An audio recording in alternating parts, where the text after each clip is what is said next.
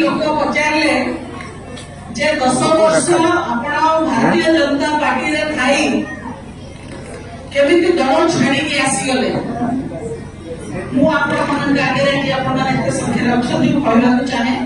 मु दल छाड़ा दल मत छाड़ी सारी भारतीय जनता पार्टी रे मत कहना कौन सुविधा नहीं भारतीय जनता पार्टी रे महिला मानकर कौन स्थान नहीं आज मत चिन्हिंट मो कम जो आपण देखी कौ स्तर कम चलती प्रत्येक दिन मैंने निजक तिलक तिलक कर समर्पित कर जो दल से दल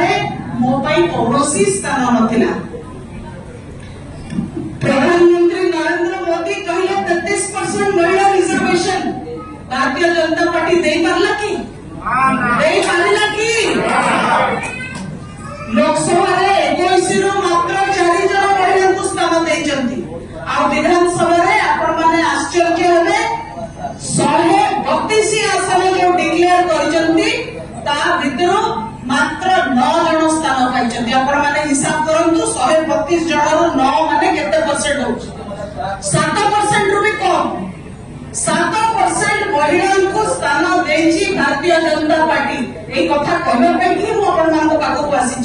केवल टीवी रे जो भाई कहला हम टीवी रे आपण देखिछु भाई मु खाली टीवी रे भाषण मारेबी मु काम करी कि